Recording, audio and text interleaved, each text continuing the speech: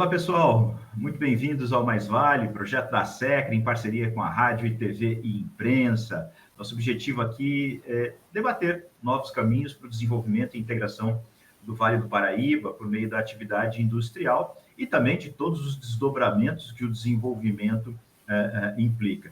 Comigo aqui estão o Bruno Frossard, diretor da SECRE, e também a nossa convidada de hoje, a Beatriz Oliveira, dirigente regional de ensino da região de São José dos Campos. E por que a gente trouxe a Beatriz hoje para esse papo? Porque, como vocês já perceberam ao longo desses encontros, a educação sempre é citada pelos nossos convidados como um importante elo para o desenvolvimento. Então, hoje a gente trouxe a pessoa que é responsável por parte da educação básica na região, e para poder dar uma olhada e discutir as questões, principalmente do ensino vocacional, do ensino profissionalizante, para combater principalmente o desemprego e levar para a atividade produtiva a gente cada vez mais capacitada para enfrentar os desafios que todo o setor produtivo brasileiro tem hoje, em função de uma competitividade que a gente vem perdendo ao longo dos anos, e a gente precisa enfrentar aí concorrentes que não estão dentro do Brasil, são concorrentes internacionais. Beatriz, obrigado pela sua presença aqui. Eu quero começar te perguntando como é que está a educação olhando para as questões do desenvolvimento vocacional e profissional dos jovens. A gente sabe que a gente teve um período aí, ao longo, talvez, dos anos 90 ou início dos anos 2000, que a gente perdeu muito a importância e a efetividade do ensino técnico. Houve algumas mudanças no ensino, e a gente teve uma queda bastante significativa na quantidade de alunos que optavam pelo ensino técnico. Como é que está isso? A gente já está consertando, reorganizando esse caminho? Olá, Rui. Olha, excelente pergunta, porque eu posso fazer rapidamente uma retrospectiva, né, da história da educação brasileira, a partir exatamente desse contexto onde as ações ligadas, né, ao ensino técnico profissionalizante nível médio, elas foram deixadas numa perspectiva, eu diria, mais tímida, mas a partir de 2017, a Lei de Diretrizes e Bases, ela foi alterada, e aí nós chamamos de novo ensino médio, exatamente com essa perspectiva de atender às demandas do século XXI. Esse aluno, ele é preparado para o trabalho, mas esse currículo novo, né, essa perspectiva nova, ela direciona para uma formação integral, onde, a partir da decisão do projeto de vida dele, onde isso é discutido na escola, através do currículo, com disciplinas que proporcionem, oportunizem essas discussões, ele consegue avançar nesse projeto de vida para que, no ensino médio, especificamente, ele faça uma opção de um itinerário formativo voltado para a qualificação profissional. Então, a partir de 2017, com essa alteração, nós iniciamos todo um caminho, uma base nacional curricular voltada também para as competências socioemocionais, que elas são importantíssimas, né? Cada dia mais nós sabemos que não adianta a pessoa ter uma competência técnica muito boa, mas se ela não tiver uma competência socioemocional, provavelmente ela não ficará por muito tempo desempenhando suas funções. Beatriz, bom dia. Bom dia. Eu queria te perguntar também uma coisa. Eu trabalho numa empresa e às vezes a gente tem muita dificuldade de contratar gente, não que já esteja formada, mas que muitas vezes consiga aprender. A gente tem os processos nossos, a gente tem a capacidade de treinar as pessoas, de preparar as pessoas internamente, mas muitas vezes a gente vê esse elemento faltando, né? Como é ser gestora pública dentro de um ambiente em que educação, muitas vezes, ela é política de governo e não política de Estado? É possível mudar isso? Como você enxerga isso? Quais são os desafios que você enxerga nessa frente?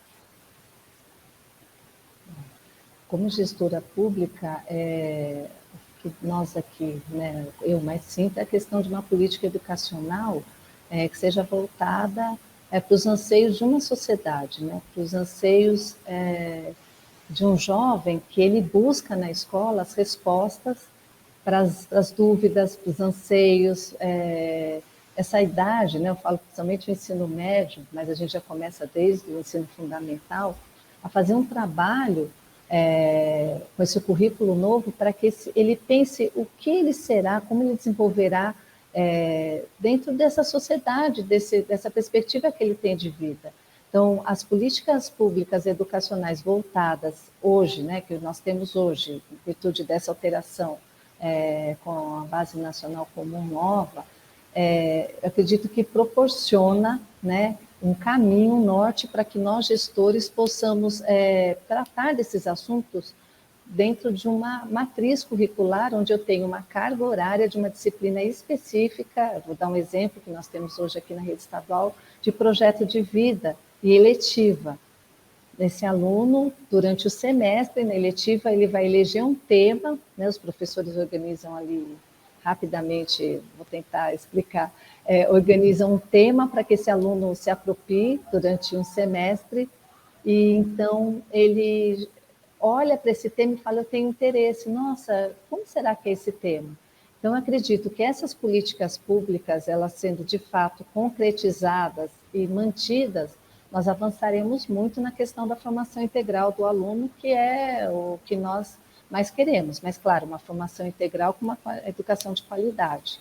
A educação de qualidade, hoje nós garantimos um acesso à escola, a permanência ainda é um desafio, e a qualidade é algo que se avança a cada dia. Mas eu acredito que o grande desafio hoje são políticas educacionais que realmente atendam os anseios de toda uma sociedade.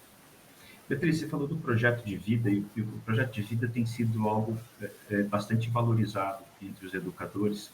E aí eu vou pegar um exemplo de um artigo que eu estava lendo ontem. Tem umas imagens sendo divulgadas bastante pela internet de um artista que pinta rostos femininos de mulheres negras em muros, em painéis, em muros, e ele utiliza a vegetação, a árvore como se fosse o cabelo. Muitas pessoas já devem ter visto isso, porque tem sendo divulgado bastante na internet, né? E fizeram uma reportagem com esse artista, que eu não vou me lembrar o nome dele nesse momento, acho que é Fábio Rocha, ele é de Goiás, da cidade de Trindade. E ele disse o seguinte, que ele sempre foi um bom desenhista, mas que ele não gostava da escola. Então, ele acabou abandonando a escola muito cedo. E que ele acabou reencontrando a vida dele, né, a expressão dele através da arte, porque ele tinha passado por muitos... Ele não tinha qualificação, não tinha estudo, tinha empregos muito ruins, né, ganhava muito pouco, e aí ele acabou exprimindo essa capacidade que ele tinha de desenho para essas artes em painéis e está se tornando um artista. Ou seja, se em algum momento na escola tivesse colocado para esse aluno, né, que o projeto de vida dele poderia ser a arte, né, certamente ele não teria abandonado a escola mais cedo. Pelo menos esse é o entendimento que a gente tem. É mais ou menos isso que vocês estão tentando fazer hoje? Identificar individualmente nos alunos os seus potenciais e já começar a trabalhar desde cedo para que ele veja um valor na escola que vai além do aprendizado da leitura e da matemática? Exatamente, Rui. Nós temos o programa Ensino Integral, onde o professor ele é um tutor desse aluno. E como tutor do aluno, ele conhece o projeto de vida desse aluno, e a partir desse momento eles traçam como se fossem metas, né? Ideias, né? Sonham juntos. E a cada eletiva, mesmo que essa eletiva não seja especificamente, por exemplo, desenho, adorei que você citou, também tenho acompanhado esse artista, estou encantada com a arte dele, é muito, muito bonita, integrar o muro com a copa da árvore, né, para ser aí o cabelo das pessoas, achei assim incrível. Mas voltando aqui à nossa rede, exatamente isso. Então, através do projeto de vida, esse aluno vai acreditar que é possível e vai desenhar, junto com os professores, esses caminhos.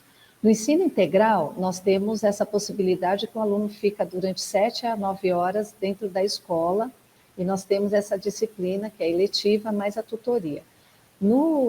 na escola que a gente chama parcial, né, que é aquele que o aluno fica, tem uma redução na carga horária que não é integral, mas ele também hoje tem esse projeto de vida, que é uma disciplina, e também a eletiva, que é exatamente para ele identificar essa vocação, esse dom que ele tem, ter um incentivo, porque o professor coloca exatamente através das aulas, são temas que são gerados de como você pode acreditar no seu sonho, ir atrás, quais são existe pesquisa onde os alunos, por exemplo, se tem uma eletiva de desenho, né, de arte, por exemplo, eles vão fazer toda uma pesquisa do que é a arte, como que ela se configura, por exemplo, no Brasil ou no mundo, né, de maneira global ou não. Então, é um passo a passo dentro dessas disciplinas, onde o aluno vai ampliando o repertório dele, conhecendo também outros artistas, mas também conhecendo outras áreas, porque entende-se que ele, conhecendo outras áreas, mesmo ele atuando como um grande artista, ele tem uma ampliação do repertório, então ele consegue atuar melhor, né, fazer uma arte, por exemplo, voltada às vezes para uma questão ambiental, como é o caso, uma questão social, né, por exemplo, de fome, através aí do que ele escolheu para desenhar a sua história na vida, né, desenhar toda a história dele na vida e na sociedade. Você usou a palavra sonho 2 vezes, você usou sonho e sonhar. A gente está tendo um problema, pelo que eu percebo, é que as nossas crianças não estão sonhando, né? Isso está acontecendo, e como é que a gente pode fazer? Como é que a sociedade pode permitir que as crianças sonhem no que querem ser quando crescer, aquela frase bem comum, né? Aquela pergunta bem comum que a gente faz para a criança, o que você quer ser quando crescer? Como é que a gente coloca de volta o sonho de um futuro na cabeça desses jovens? Perfeito. A Base Nacional Comum, essa nova, ela traz muito forte, como eu te falei, a questão da competência socioemocional, e onde você olha para o aluno como um ser integral, né? Eu acho que isso é um grande desafio dentro da educação, você conseguir acolher esse ser humano integral, e que, de fato, quando você olha para ele de forma integral, você não vai enxergar só como um estudante que está ali para aprender português e matemática. E isso acaba afastando o aluno. Eu lembro muito de um aluno, me marcou muito um aluno falando que ele gostava muito de informática, mas que a escola não abria espaço para ele expressar. Então, ele não era um aluno engajado. E quando essas disciplinas chegaram, porque isso que eu estou falando para vocês é recente, 2020, então é bem recente, ele, através da eletiva, através da conversa com os professores, trabalhando o projeto de vida, ele se sentiu parte da escola, ele sentiu que a escola olhou para o sonho dele, para o que ele queria.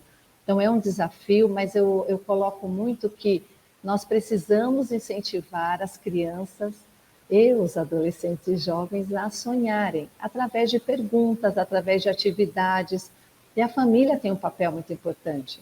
A família também olhar esse aluno quando ele vai para a escola como integral, e o que será que realmente ele quer para a vida dele, né? Porque muitas vezes, e aí eu falo até como mãe, e falo também como pedagoga, que muitas vezes nós colocamos os nossos sonhos para os nossos filhos, e a gente precisa estar muito atento a isso. Tanto a escola está atenta, como também a família, né? E quem está cuidando dessa criança, desse jovem. A partir do ano que vem, na rede estadual, nós teremos essas disciplinas já nos anos iniciais também, como uma forma de, desde o primeiro aninho, né, da criança com 6, 7 anos, uma atividade que nós fazemos muito, muito bacana, é o varal de sonhos. Então, os primeiros dias de aula, quando a gente faz a acolhida desses alunos, nós pedimos para que eles desenhem. Então, desde as crianças de primeiro, segundo ano, nós teremos aí o varal de sonhos também. É uma maneira dele desenhar como ele se enxerga no mundo, atuando, né, no mundo. Beatriz, você falou sobre a questão da família, e num dos programas recentes, né, eu mencionei sobre uma experiência que eu tive ajudando numa reforma de uma creche, né, junto com uma... A gente integrou um monte de gente para fazer uma reforma de uma creche numa região carente em São José dos Campos. E uma das coisas que me marcou muito nesse processo, que foi um processo muito legal de envolvimento das pessoas, de transformação daquele aparelho, né? Mas uma coisa que me marcou e que me deixou com um pouquinho de tristeza foi que a gente fez isso num sábado e houve um engajamento muito grande das pessoas, dos voluntários que se apresentaram, houve uma ausência absurda de pais, de mães dessas crianças, né? E aí eu perguntar para uma pessoa, a pessoa me falou o seguinte: olha, sábado é o dia de eu descansar. Quando essa mãe me falou isso, assim, me doeu, assim, porque me deu a clara percepção de que ela não tinha noção da finalidade daquele aparelho orientado à educação e à formação da filha dela, né? E eu te pergunto, como é que a gente pode fazer para estimular esse sentimento de pertencimento dos aparelhos educacionais, né? Como é que a gente pode fazer para estimular essa maior e melhor integração da comunidade com a escola? Como você pensa, que caminhos você enxerga para que isso aconteça? Nossa, Bruno, excelente. Muito bom a gente pensar sobre isso. Eu acredito muito que uma das premissas que todos nós que lidamos com a educação, né, especialmente nós temos que trabalhar muito a questão da comunicação não violenta, porque como você falou, nós viemos de uma educação que estimulava muito a competitividade, né? Eu acredito que a gente deve sair muito dessa perspectiva de competitividade, né, de quem era o melhor, de quem, para algo que nós podemos ser melhores juntos. Então, quando eu olho, né, para os pais e me coloco também, porque nós não podemos, né, não nos incluirmos nessa questão, eu ainda acredito que uma comunicação não violenta, onde eu coloco a minha necessidade e o outro me escuta, é muito importante. Então, quando a pessoa coloca que eu preciso descansar, eu preciso fazer uma escuta ativa e entender o que às vezes está por trás disso. Por trás disso, às vezes, está uma necessidade muito grande de ser ouvido, ou de realmente de um cansaço, de uma sobrecarga, que muitas, principalmente as famílias, né, mais vulneráveis, acabam tendo por conta de horário, de trabalho, e às vezes um ou dois trabalhos. Então, a comunicação não violenta, a questão de uma gestão democrática e participativa dentro da escola pública, isso é um princípio legal, para que engajar essa comunidade, ela entendendo o papel importantíssimo que ela tem na educação também dessa criança, né? Existe a educação formal, mas existe essa educação do dia a dia que a família nos apoia muito. E a própria criança, ela passa a ser, a criança, o adolescente, ela passa a ser também um multiplicador do que a escola está trabalhando quando se pensa na questão da competência socioemocional, da empatia, compaixão, resiliência, né? São alguns temas que nós trabalhamos com os alunos para avançar. A principal hoje é você realmente conseguir engajar, nossa principal, eu diria, meta, né, quando se pensa nas famílias, é engajar essa família a ficar mais próxima da escola. E essa criação de pertencimento, né, criar esse sentimento de pertencimento, é através de muito diálogo, de muita escuta.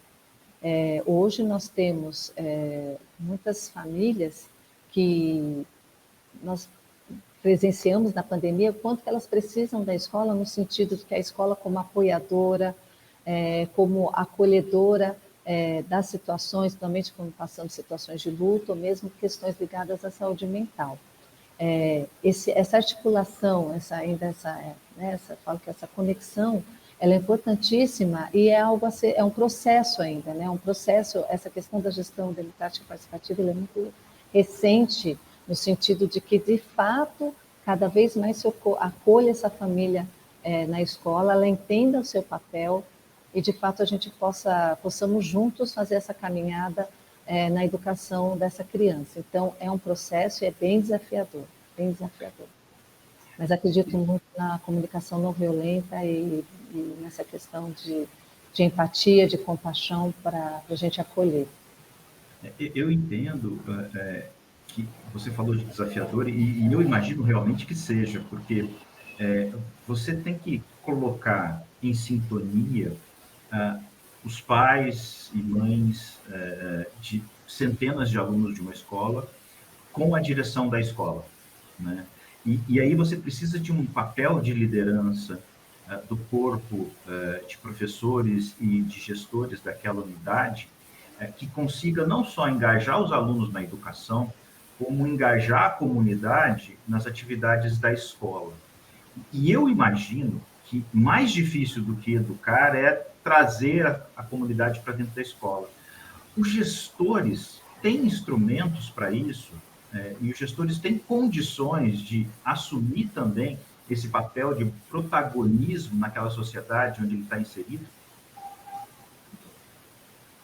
Nós temos os colegiados, né, as instituições auxiliares à gestão. Então, toda a escola ela tem organizado um conselho de escola que é formado por pais de alunos, funcionários, estudantes e também a PM. Essas duas instituições, mais o Grêmio Estudantil, eles apoiam os gestores nessa liderança e também na execução das atividades da escola, dessa maneira que todos participem e estejam envolvidos. Mas eu ainda entendo que é desafiador. Nossos gestores, então, possuem essas instituições que os apoiam, e ele agregar, né, falo que trazer todo mundo para perto dele e agregar valor a essa partilha no sentido de tomada de decisões, é algo que é um caminho muito, muito produtivo, muito enriquecedor. Então, eu analiso que algumas escolas já avançaram muito, então muitas vezes você chega até a unidade escolar, olha, essa mãe que está nos apoiando, por exemplo, nessa ação relacionada a alguma atividade, por exemplo, num sábado letivo, né? Nós temos essa comissão de pais que está nos apoiando, é a partir do conselho de escola, da PM e, claro, do Grêmio também. Então, o diretor tem essas instituições, eu falo que o gestor escolar, ele, conforme a experiência e o tempo, ele vai cada vez mais conhecendo essa comunidade também e podendo apoiá-la. Então, muitas vezes a escola também traz um profissional, por exemplo, da área da saúde, para conversar com esses pais, frente às demandas que os pais trazem. Então, eu falo que quando a sintonia e a sinergia ela vai acontecendo, é muito produtivo. Os estudantes ganham muito com essa gestão democrática e participativa, e especialmente quando os pais estão mais próximos da escola.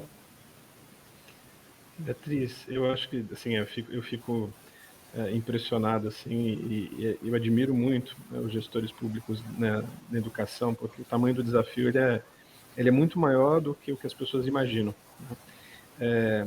A educação, a escola, ela passa a assumir uma função que você mencionou, a família, né? E no final das contas, uma parte do que a escola tem assumido é uma função que na realidade deveria ser princípio da família, no sentido de formação, né? E hoje a gente vê uma certa desestruturação do núcleo familiar. Quanto mais a gente vai para as regiões mais periféricas, mais a gente vê isso de uma maneira forte, né? E eu imagino que nesse processo a escola ainda tem assumido algumas funções que, então, inicialmente elas não seriam dela, né?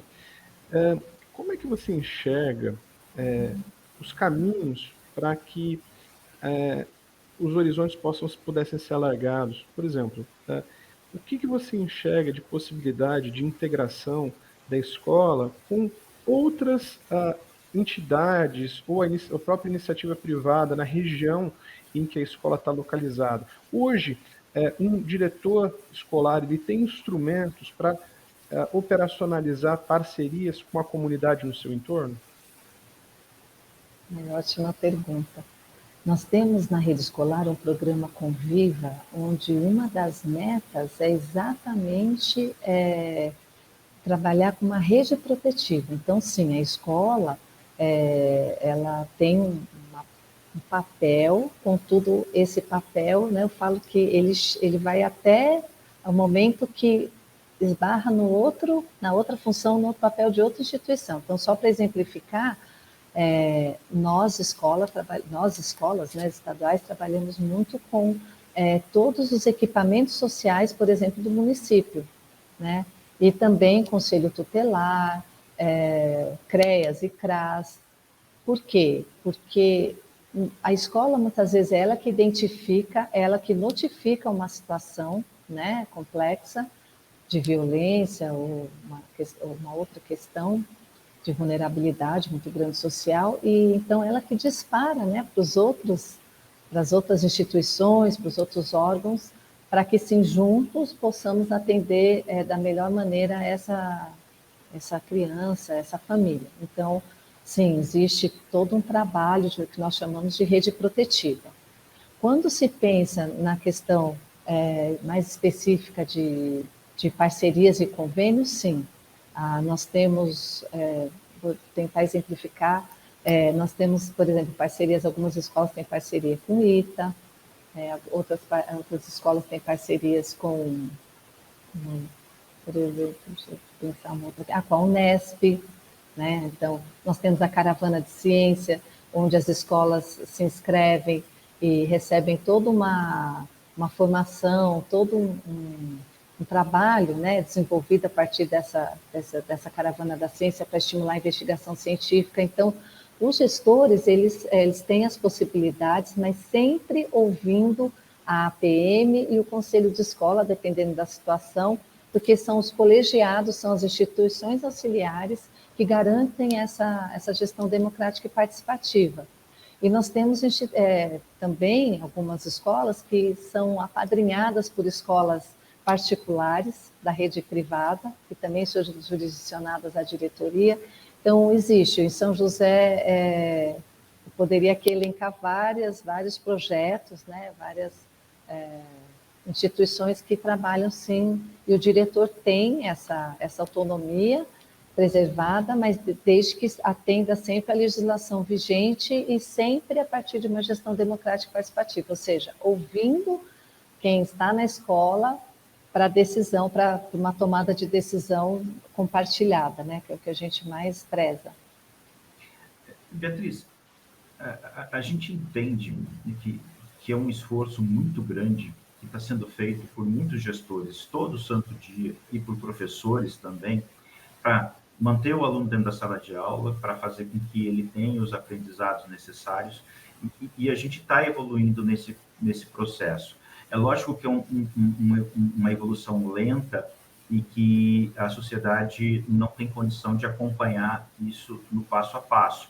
E sempre ganha mais destaque os problemas do que as soluções. Como é que você consegue, efetivamente, mostrar para a sociedade que isso está acontecendo, para que a gente comece um processo de transformação da escola, não como um lugar ruim, que muitas vezes a gente fica batendo nessa tecla, e diga assim, é um lugar como problema, como toda a sociedade brasileira, tem seus problemas, mas tem gente engajada em resolver. E se você está achando que não está legal, vem para dentro e ajuda a participar desse processo de solução. É utopia isso? Ou dá para fazer? Algum lugar do mundo faz isso de uma forma bem executada, que faz com que, efetivamente, a sociedade entenda que a escola é o local onde o seu filho vai passar alguns anos e que você precisa estar envolvido com ela, acompanhando de perto, propondo, sendo mais ativo e não simplesmente cobrando da escola como você cobra por um outro serviço qualquer na sua vida? Excelente. A família, ela tem que reconhecer e apoiar a escola, né? Isso é essencial para que, de forma articulada, nós possamos atender essa criança que está ali, né, um período conosco. Hoje, um grande desafio é essa família, por exemplo, a nos apoiar na questão desse aluno permanecer na escola. Então, o que nós temos hoje, infelizmente, é um impacto da pandemia que veio de uma maneira muito forte, a questão de adolescentes, né? Vou colocar mais adolescentes, que é na sua maioria, que não estão retornando à escola. Por quê? Como nós ficamos naquela situação do opcional, e era necessário, né, naquele momento, em virtude de todo o cenário da pandemia, então esse aluno, a família e o aluno poderiam fazer a opção de ficar em forma remota. agora nós estamos passando por uma obrigatoriedade, e uma obrigatoriedade de 100% de alunos nas unidades escolares, em virtude aí, mantendo todos os protocolos, é óbvio, mas porque hoje a saúde nos aponta essa possibilidade. E o que nós, assim, estamos sentindo, e é um desafio, que essa família consiga agora movimentar-se para incentivar que esse aluno retome as aulas de maneira presencial. O jovem, uma característica da faixa etária dele, já tem algumas questões relacionadas à escola. A escola, muitas vezes, para ele é difícil porque envolve questões de aprendizagem, que às vezes ele tem lacuna e ele se sente, a autoestima dele, né, muitas vezes vamos dizer assim, afetada por essas dificuldades. Muitas vezes a questão do grupo, né, o grupo na questão do adolescente é muito forte, às vezes ele não se insere nesse grupo. Então, hoje, para a escola identificar esse adolescente que está com dificuldade para retomar, como que nós podemos trabalhar escola e família para que ele seja inserido de novo nessa rotina de presencial. Então, a família é essencial nesse aspecto e ela precisa valorizar também. E eu concordo com você, nós temos desafios diários, né? O gestor, ele é um guerreiro, né? Ele tem muitos desafios. A família se aproximar da escola, a família participar daquela reunião de pais, participar dos eventos que a escola proporciona, ir até a unidade escolar, pedir um horário com o diretor, se entende que, né, a escola não está aí atendendo ao que ele, né, gostaria em relação à educação. Eu acho que são movimentos importantes para que a gente se una. O que eu sempre coloco o diálogo precisa acontecer, uma escuta ativa do gestor, mas também da família, para que a gente possa apontar uma solução, né, para aquela determinada situação. Toda a sociedade hoje precisa caminhar para isso em todas as áreas, né? Eu acho que essa questão da polarização, esse está certo, esse está errado. Não, olha, eu enxergo essa situação desta maneira e não concordo. Como nós podemos melhorar? Só que para a gente apontar tudo isso, eu preciso sempre conhecer a raiz do problema. Muitas vezes a raiz do problema não está direcionada à gestão da escola, está direcionada a um contexto que existe e que a família pode também agregar muito à escola, trazendo o ponto de vista dela, né? Isso eu falo que é algo que a gente ouve muito, e eu gosto muito, que são os princípios da justiça restaurativa, onde você tem uma situação, você tem um conflito, você dá voz a todos, né? E a partir dessa voz, dessa discussão, o mediador vai trazendo as possíveis soluções. As nossas escolas já receberam formação da justiça restaurativa, né, dos princípios, mas é algo que nós sempre retomamos, porque dessa forma nós avançamos, realmente encarando o problema de frente, mas vendo quais são pensando, né, nas possibilidades que estão ali ao nosso alcance para melhorar aquela situação. Então, eu acredito que dessa maneira a gestão escolar consegue avançar e a família consegue também ser ouvida, mas ela precisa estar engajada junto com a gestão para a gente conseguir atender a todos os adolescentes e crianças, mas em especial a esse adolescente que tem essa questão de não querer frequentar a escola e a família não conseguir meios. Claro que quando nós chegamos no extremo, que é realmente nem a família conseguir que esse aluno, que esse estudante, né, retome ou frequente a escola, isso já existia antes da pandemia, ele só foi potencializado, né, digo que infelizmente foi ampliada essa questão, mas nós temos também os equipamentos sociais, que no caso pode ser o Ministério Público, pode ser o Conselho Tutelar, mas é depois que a escola esgotou as possibilidades, né? A gente sempre orienta, sempre conversa que eu preciso esgotar as possibilidades para chegar nesse outro patamar, mas também existe essa possibilidade aí de acionar os equipamentos que podem nos apoiar nessa questão da evasão. Beatriz, não há dúvida nenhuma de que a educação ela é fundamental no sentido de instrumentalizar as pessoas com com conhecimento e com capacidades para exercer uma atividade econômica futura, um papel na sociedade, né, num momento secundário, num momento posterior, mas também que a educação ela ressignifica as vidas das pessoas, né? A gente tem visto recentemente uma experiência de uma mulher que passou por um curso no Senai de uma parceria do Senai com a SECRE, que um curso de dois meses só. E essa menina falou emocionada de que aquilo era o primeiro diploma que ela tinha, né? E que na sala do lado estava a irmã dela, na outra sala estava o marido dela e na outra o filho, né? E assim, as palavras e a emoção dela assim, me marcaram, porque, puxa vida, aquilo ali me ajudou a perceber um pouquinho de como a educação ela ressignifica de fato a vida das pessoas, né? Mas tem o desafio da gente conseguir mostrar para as pessoas de que elas podem, que esse processo ele é importante e ele é transformador, né?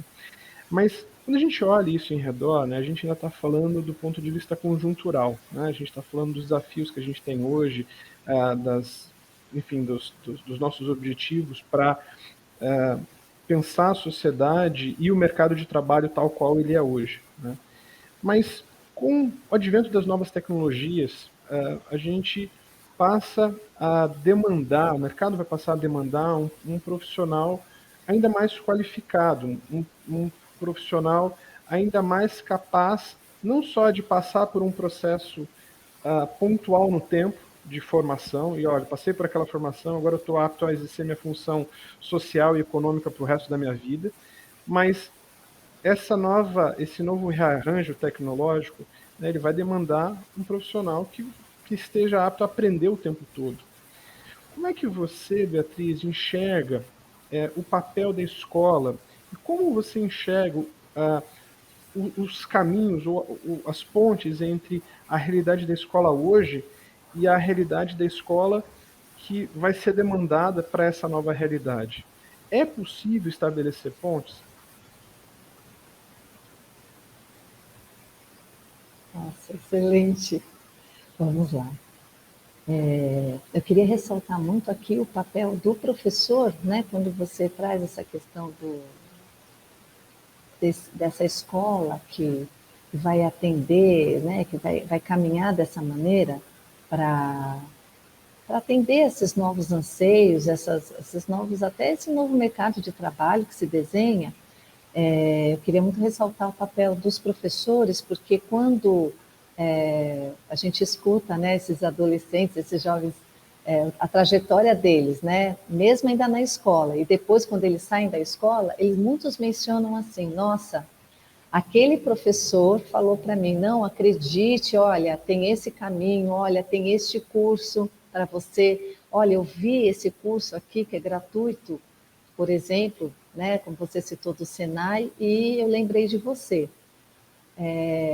Falo que o quanto que o papel do professor ele é essencial e ele estimula os sonhos desses meninos, mas meninos e meninas, e principalmente ele traz essa informação. Então, o que eu vejo enquanto gestora pública e como dirigente hoje? Preciso trazer, sempre, né, procuro trazer as informações para que a escola consiga divulgar para a comunidade escolar, mas em especial para o professor, para a família desse estudante, para que a família observe ou a escola, no caso o professor, e fale, aponte, olha, tem esse curso para você, tem essa oportunidade de trabalho, se for o caso. Então, eu penso que dessa maneira nós conseguimos trazer mais informação para que a gente possa fazer a diferença na vida das pessoas. Nós temos aqui em São José um centro de línguas, 2 centros de línguas, em 2 escolas estaduais, no Vieira Macedo e no Estevão Ferri.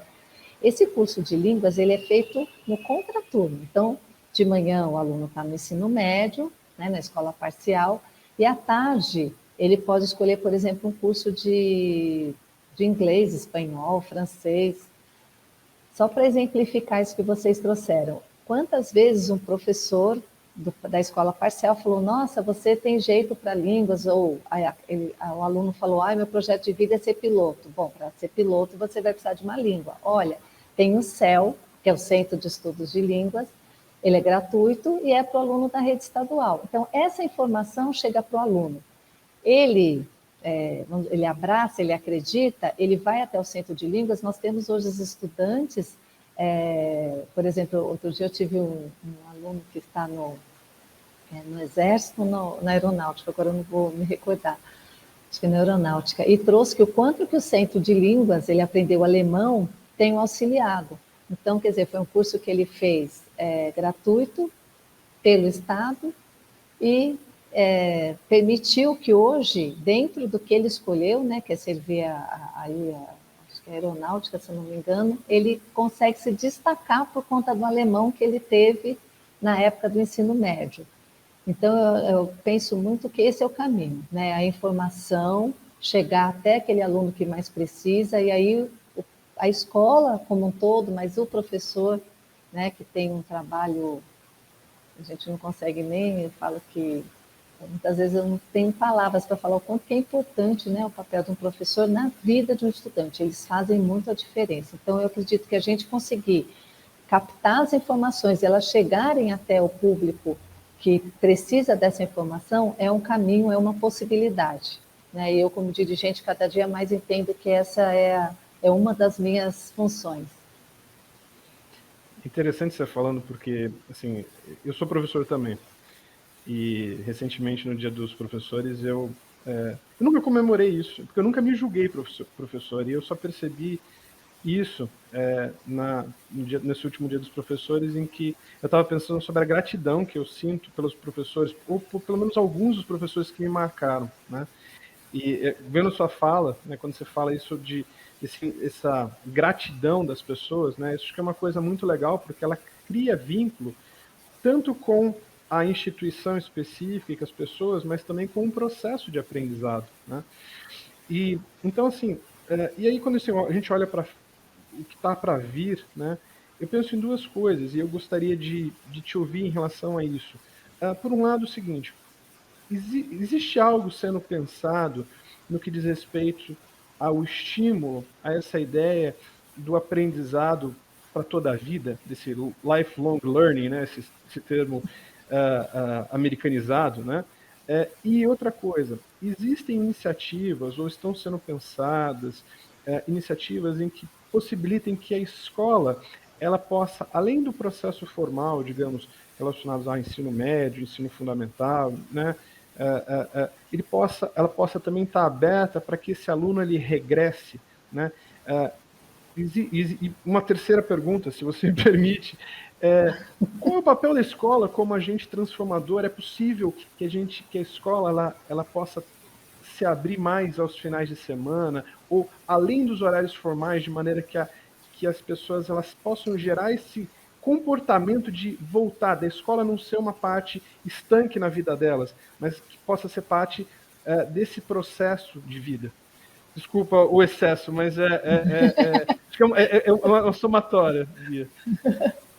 Ai, muito gostoso, né? Saber que você é professor, porque é uma gratidão. Eu falo, nós professores, é claro, cada um dentro da sua disciplina tem um compromisso, né, de você, através da mediação, que esse aluno aprenda, né? Então, essa é a função essencial, é desafiador, né? A educação básica, ela tem grandes desafios para que a gente consiga atingir níveis de proficiência adequados. Então, isso é uma meta de toda a escola, eu falo que às vezes a gente tem que falar o óbvio, né? Mas isso é primeira mão. Mas entende-se também que esse aluno, para ele aprender, ele é integral, né? Então nós temos que sempre apoiar de maneira integral. De maneira nenhuma eu quero colocar aqui que nós temos que ser psicólogos, assistentes sociais, não é isso.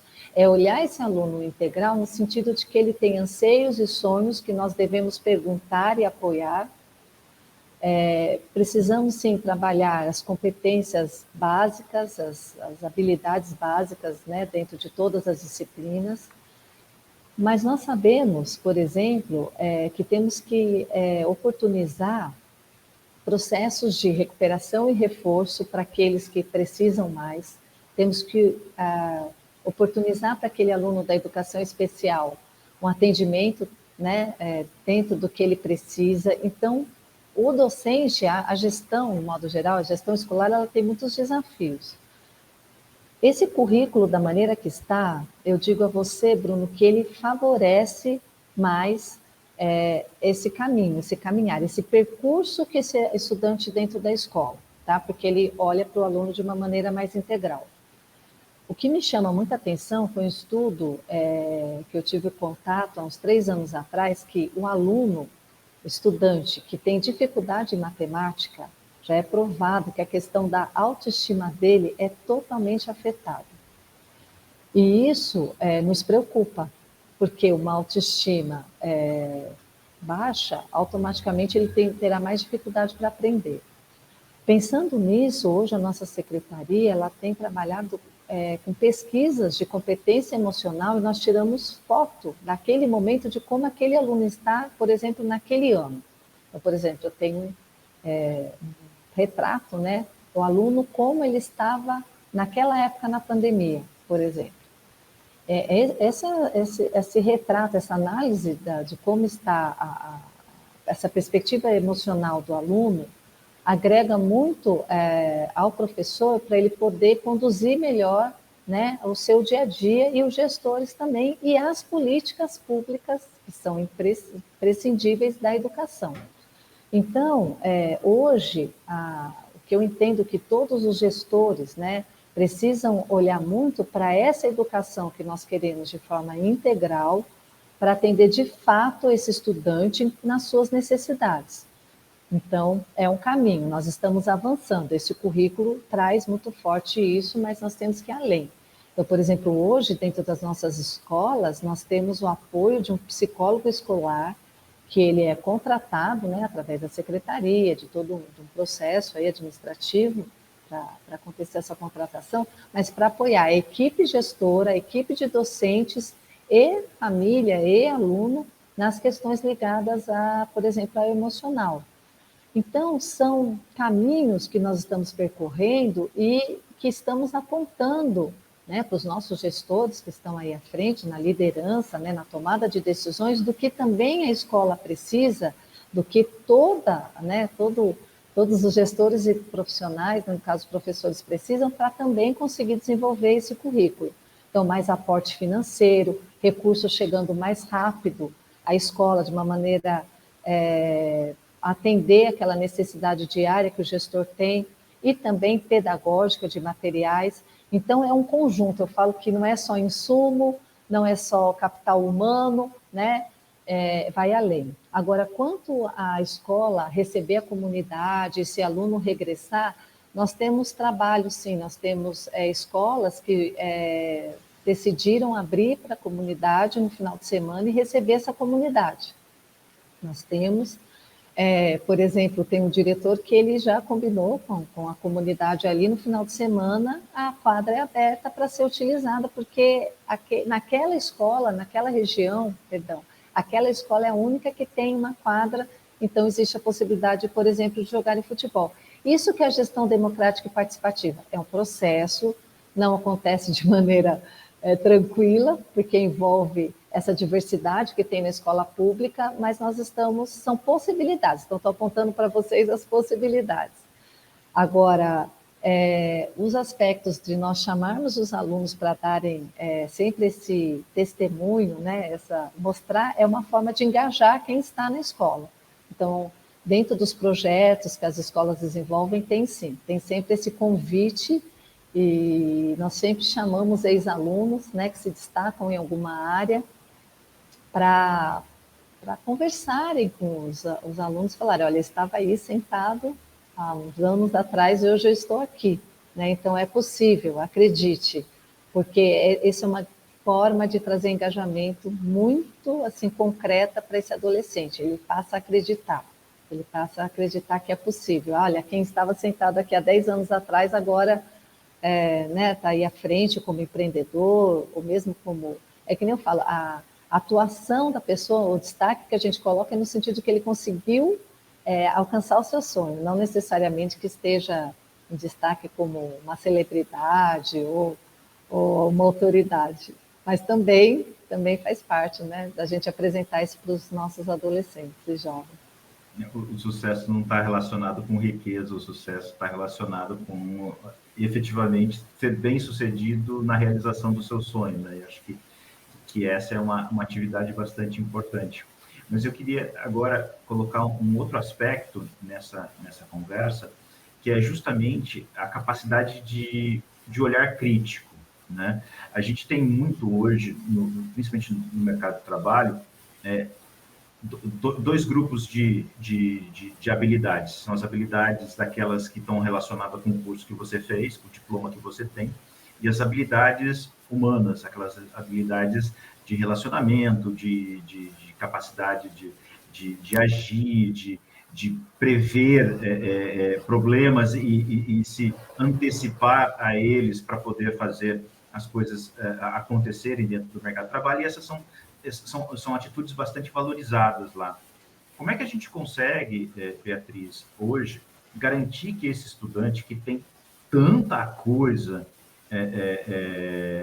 se tiver tanta coisa envolvida, possa ser colocado para ele também o desenvolvimento dessas habilidades que estão muito dentro dele? Eu acredito que eu acho que vocês devem ter uma dificuldade muito grande de levar todo esse conjunto de novos conhecimentos sendo desenvolvido a cada período letivo. Como é que vocês fazem isso para estimular o estudante a ser mais capaz de ter atitudes que são tão valorizadas pela sociedade atualmente? Nossa, excelente pergunta. Eu acredito muito nesse novo ensino médio, né? Acredito muito nesse currículo, e esse currículo ele conversa muito com essa educação, com essa sociedade contemporânea, com essa educação que precisa estar mais alinhada a esse século XXI. Então, um exemplo muito, acho que a gente vai vivenciar agora, né, que eu estou trazendo para vocês, é muito novo. Os estudantes do primeiro ano do ensino médio, eles escolheram os itinerários formativos que eles cursarão o ano que vem, na segunda série. Então, vejam só, a gente já traz para o estudante uma corresponsabilidade, né? Ele é responsável pela decisão, claro, a família foi envolvida, né? Mas é ele já pensando no seu projeto de vida e já pensando no que ele gostaria de cursar. Então, o ano que vem ele cursará, durante os semestres, um itinerário formativo que ali está mais alinhado com o que ele acredita ou com o que ele quer ainda aprender e conhecer para depois, mais para frente, por exemplo, na terceira série, decidir né, onde ele vai atuar na sociedade.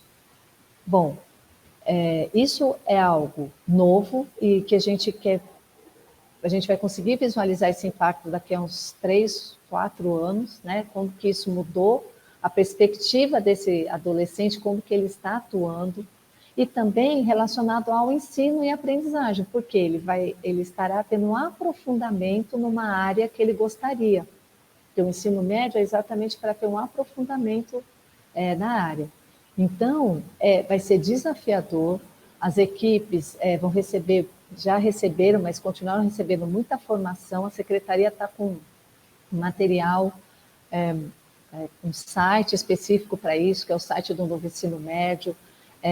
Os itinerários foram organizados para atender melhor as demandas desse estudante, porque o que nós queremos é que o estudante ele tenha uma aderência à escola, ou seja, ele consiga, de fato, entender por que ele está aprendendo determinado conteúdo, né?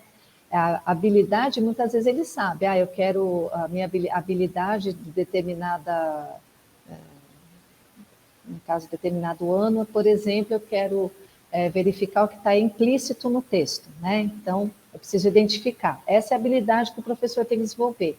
Muitas vezes, aquilo que é oferecido para o aluno, ele não via, ele não enxergava por que eu estou tendo que aprender isso para inferir algo no texto, não consigo perceber. Então, através do itinerário, a gente percebe que ele vai ter um aprofundamento naquilo que ele gostaria de ter e de uma maneira mais contextualizada. Quanto mais você contextualiza aquele assunto para o aluno, mais ele consegue enxergar a aplicabilidade, né, no seu dia a dia. Então, é a questão da contextualização do ensino, de tornar um ensino mais significativo para o aluno. É um desafio, isso já há anos eu venho escutando e estudando, e claro que nada em educação é a curto prazo, é a longo prazo, mas a curto prazo, o que nós temos também, que eu acho que é importante ressaltar, quando se pensa aí na questão do ensino, né, do ensino-aprendizagem, das competências e habilidades que esse aluno tem que desenvolver.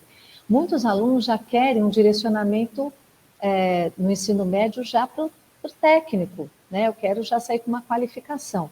Então, nós temos ampliado as oportunidades através de um programa que se chama Novotec, que ele pode acontecer integrado. Então, durante todo o ensino médio, ele tem uma matriz maior, né?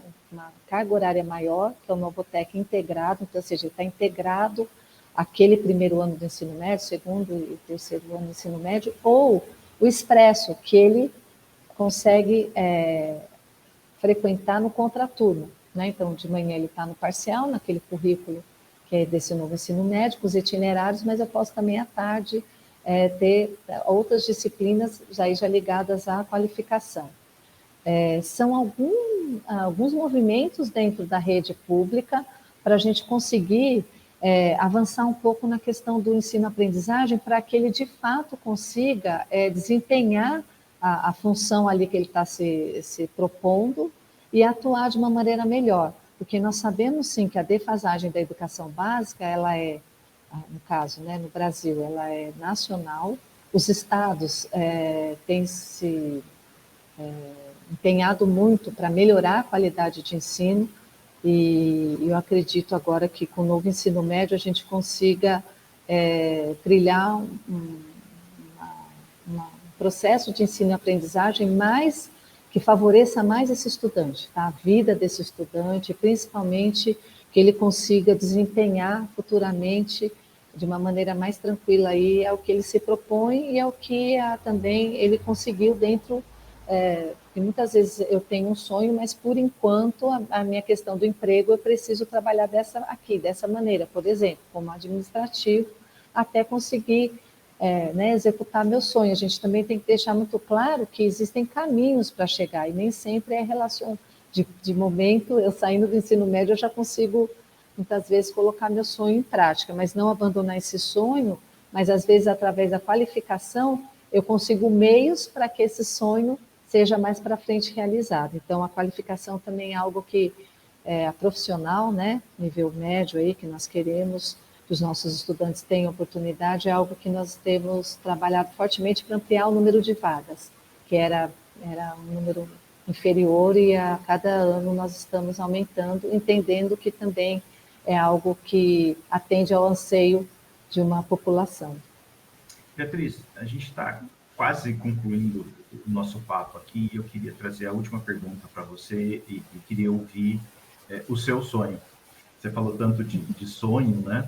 Então, eu queria saber qual é o seu sonho como gestora educacional sobre uma escola em que possa integrar tudo isso que a gente discutiu hoje. Como é que você vê os passos para a gente chegar até ela, né? O quanto é necessário o envolvimento da comunidade do entorno, o quanto é o envolvimento do setor produtivo que cerca aquela escola, o quanto é importante a gente estar integrado na cidade e na região. Como é que a gente faz isso de uma forma em que todo mundo olhe para a escola com o respeito que a escola merece e tornando a escola um lugar melhor?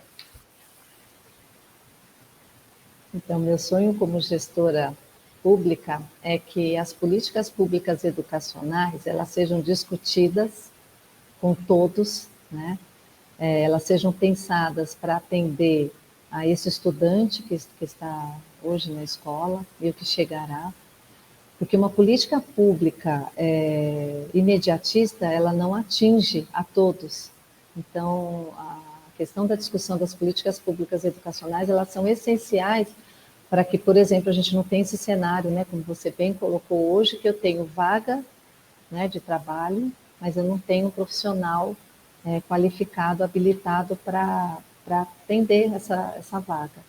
Então, o que eu mais desejo é que os nossos gestores, né, os nossos governantes, estejam atentos à educação, que a educação seja prioridade, que essa valorização do magistério aconteça sempre, porque é um profissional essencial dentro da sociedade. Na pandemia isso ficou muito evidente, até alguns pais brincavam, como que vocês conseguem ficar com 30 alunos, né, dessa idade, por exemplo, de 12 anos, juntos?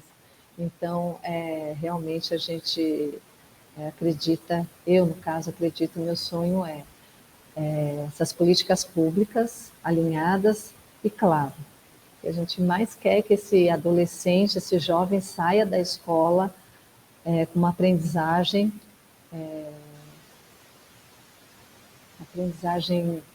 de qualidade para conseguir atuar na sociedade. Atuar de forma crítica, mas atuar também pensando no projeto de vida dele. E eu convido a todos que sempre repensem o quanto que a educação pode ser apoiada por todos nós, né? Então, quando nós aqui pensamos na questão da retomada das aulas, que a saúde apontava que era possível, o quanto que nós tivemos educadores para lutar e falar, não, esses adolescentes, essas crianças precisam voltar para a escola. Então, isso é só um exemplo de quanto que a gente ainda precisa se unir a favor disso. E quanto às questões ligadas à indústria, ao comércio, nós precisamos conversar mais para entendermos melhor as demandas de todos, para que a escola também consiga apoiar o desenvolvimento, né? A educação está ligada ao desenvolvimento de um país.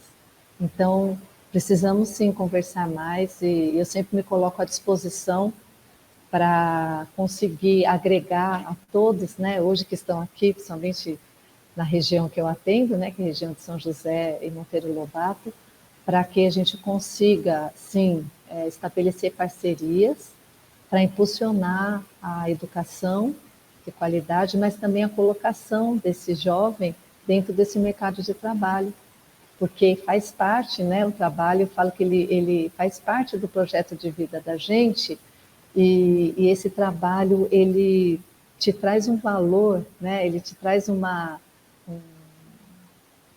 diria que é como se fosse, eu falo do propósito de vida, né, o trabalho está dentro de um propósito de vida muito grande, e a sociedade tem esquecido disso, a sociedade tem esquecido de conversar com os nossos jovens, que o que você quer ser quando crescer, qual é seu sonho, qual é o seu propósito de vida, vamos conversar sobre isso. Então, eles precisam ser mais ouvidos, bem mais ouvidos. Legal. Beatriz, eu quero te agradecer demais por esse tempo com a gente aqui. Eu acho que a gente conseguiu evoluir bastante nessas discussões que a gente tem tido ao longo dos últimos meses aqui nesses encontros do Mais Vale. E quero agradecer muito o Bruno, que me ajudou a tocar esse assunto aqui com diferentes formas de ver os problemas, né? Cada um sentado na sua cadeira, olhando para o mesmo problema, de ângulos diferentes, conseguem ter visões diferentes sobre o problema. Eu acho que a gente consegue acrescentar muito nisso. Então, eu faço o encerramento aqui, agradecendo a Beatriz Oliveira, dirigente regional de ensino de São José dos Campos e região, e ao Bruno Frossard, diretor da SECRE, e a você que nos acompanhou até agora nesse programa, que é uma parceria entre a SECRE, a Rádio e TV Imprensa. Gente, muito obrigado e até o nosso próximo encontro. Bye, bye.